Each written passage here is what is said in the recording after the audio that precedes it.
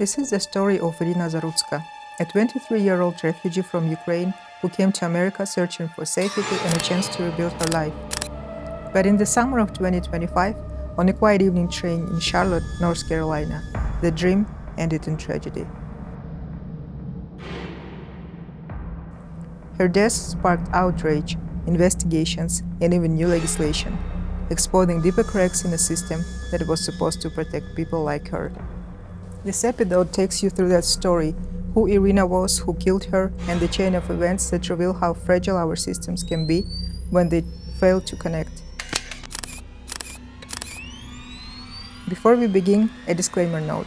Everything you will hear in this episode has been drawn from publicly available sources, including official reports, court filings, media interviews, and verified news coverage. No personal or private information was used beyond what's part of the public record.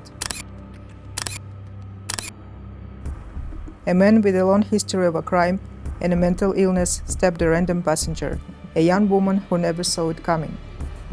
At first glance, the murder of Iryna on a train seemed heartbreakingly simple. He was arrested that same day, charged, and now he's waiting for trial. But beneath that simple story lies something far more complex.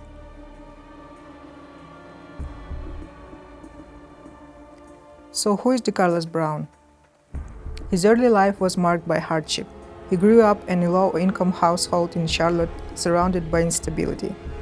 His father faced arrests for property crimes and weapons offenses. His older brother Stacey Brown pled guilty to second-degree murder in 2014 and was sentenced to nearly 3 decades in prison. He went to West Charlotte High School, located in one of the most under-resourced neighborhoods in the city. Later, he enrolled at the Earl C. Clements Job Corps Academy in Kentucky, a federal program meant to give young people a path out of poverty. But even then, the cracks were starting to show. In his late teens, Decarlos began showing symptoms consistent with schizophrenia, a disorder that often emerges at this age. His family tried to get him help, but between overburdened clinics and illegal limits on involuntary treatment, the system never caught him. By 2011, the arrests began: breaking and entering, felony larceny, a robbery that landed him behind bars for over 5 years. He was released in 2020, changed, withdrawn, and unstable. His mother, Michelle Dewey, told ABC News that after prison he wasn't the same. She said he wasn't the normal Carlos, the fun Carlos we used to know. Brown told his sister that government had placed some kind of material inside his body and that it is controlling him. And in that delusional world, reality began to dissolve. So when we look at his story, it's not just a rap sheet. It's a portrait of what happens when poverty, untreated mental illness disease, and a strange justice system collide, each one amplifying the others until something or someone breaks. Iryna Zarutska was just 23 years old, a refugee who had fled the war in Ukraine. She arrived in the United States chasing safety, peace, and possibilities. She was born in Kyiv, the oldest of 3 siblings. Her father was a builder and mother a housewife. She had a sister Valeria and a brother Bogdan. Iryna was an artist. She studied art and restoration at Kyiv Synergy College before the war forced her to leave. In Charlotte, she worked at a local pizza shop, but her heart was set on something else, becoming a veterinary assistant. Her uncle told ABC News that she dreamed of a better life and was determined to do whatever it took to achieve it. That was taken from her, he said, and she was taken from us. On the evening of August 22, 2025, surveillance cameras captured Decarlos Brown Jr. riding the Lynx Blue Line for hours. He moved oddly, laughed to himself, and didn't seem connected to the world around him. At 8:18 p.m., 2 transit security officers passed him, but didn't intervene. Brown was riding without a ticket. At 9:46 p.m., Iryna boarded at Skelly Park Station. She sat down in front of him. 4 minutes later, Brown pulled a foldable pocket knife from his hoodie and stabbed her 3 times, once fatally in the neck. She stayed conscious for nearly a minute before collapsing. By the time help arrived, she was gone. 2 minutes after the attack, Brown stepped off at the next stop, East West Boulevard, where police arrested him immediately. He had a cut on his hand, the only wound he suffered that night. Brown now faces both state and federal charges. Federally, he is charged with committing an act causing deaths on a mass transportation system, a rarely used but powerful statute.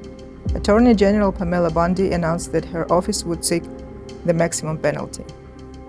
He will never again see the light of a day as a free man, she said. The state of North Carolina has charged him with first-degree murder. If convicted, Brown could face life in prison or the death penalty.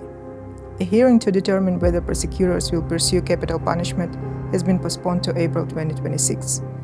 The reason for the delay remains sealed. In the days that followed the murder, public outrage erupted. 10 Republican lawmakers signed a letter calling for the removal of Judge Teresa Stokes, the judge who had previously released Brown in an unrelated case just months before murder. Critics questioned whether she had the legal grounds or the judgment to release him. In January 2025, Brown had been arrested for misusing the 911 system and walked free on a promise to appear in court. Now, the decision was under fire. Just a little bit earlier in 2025, the Charlotte-Mecklenburg Police Department released its mid-year crime report, showing an 8% drop in overall crime and a 25% drop in violent offenses. On paper, things looked good, but on the streets, it didn't feel that way. After Iryna's murder, the question became impossible to ignore. Is it even safe to ride the Lynx Blue Line anymore? State Auditor David Bolliak launched an investigation into the Charlotte Area Transit System, or CATS. "We are doing this for Iryna's family," he said, "and for the service workers and students who ride these trains every day." An internal survey of CATS riders told a grim story.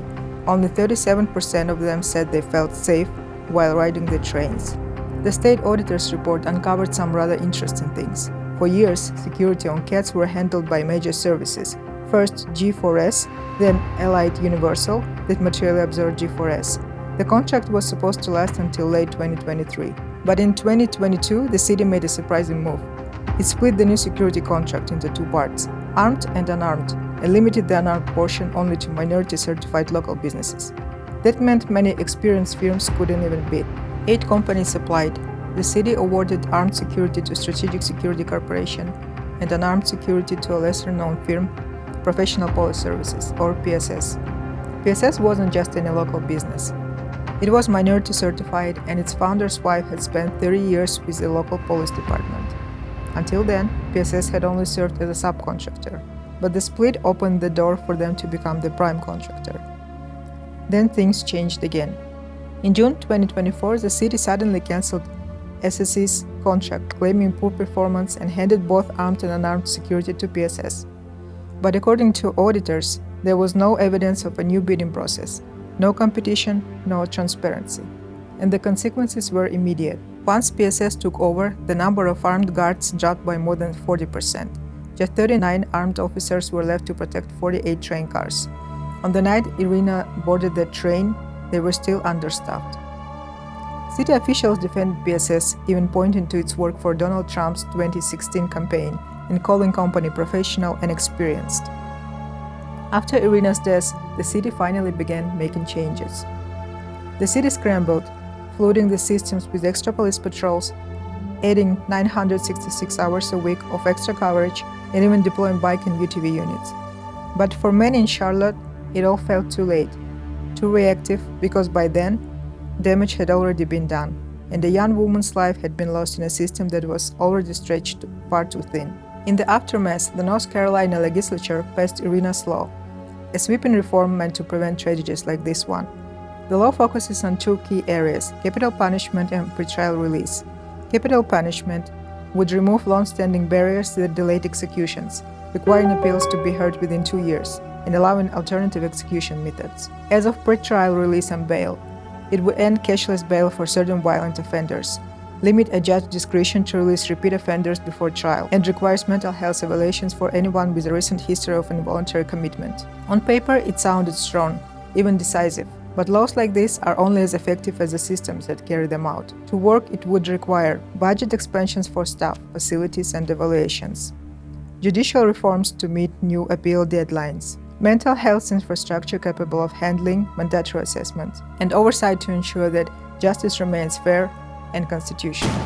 Because real change isn't just about punishment, it's about prevention, making sure that what happened to Iryna never happens again.